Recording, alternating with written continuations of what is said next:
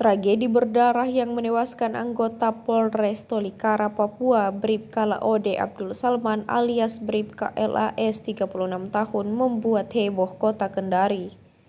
Bribka LAS ditikam pamannya sendiri, Junaido, 43 tahun, saat menumpang menginap di rumah pelaku di Lorong Merak, Jalan Budi Utomo, Kelurahan Mataiwoi, Kecamatan Uwa-Uwa, Kendari, Sulawesi Tenggara, pada Sabtu 15 November 2025. Padahal Bribka LAS hanya berniat untuk melerai cekcok antara pelaku dengan istrinya berinisial N. Tak disangka Bribka LAS malah menjadi sasaran amarah pelaku yang langsung mengambil senjata tajam untuk menikam belasan kali. Lebih memprihatinkan lagi karena Bribka LAS sedang mendampingi atlet bertanding di kota Kendari, Sulawesi Tenggara. Pelaku sempat memperlihatkan perilaku aneh usai menikam dan ketika dijemput polisi, ia hanya mengenakan kolor dan berdiri di depan rumahnya menunggu aparat.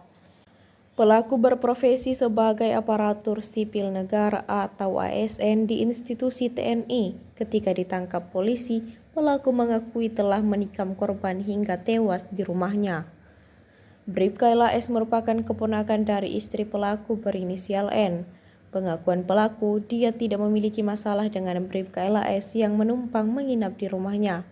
Namun yang membuatnya tidak terima karena sang istri tidak mengabarinya soal kedatangan korban untuk menginap.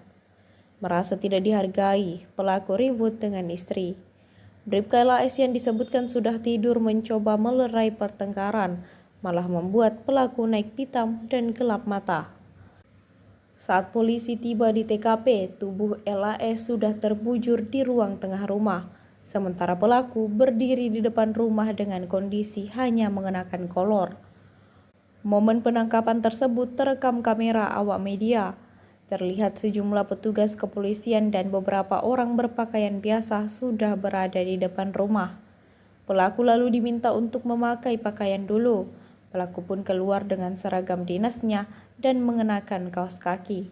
Setelah diajak berkompromi, pelaku akhirnya pasrah diiringi polisi.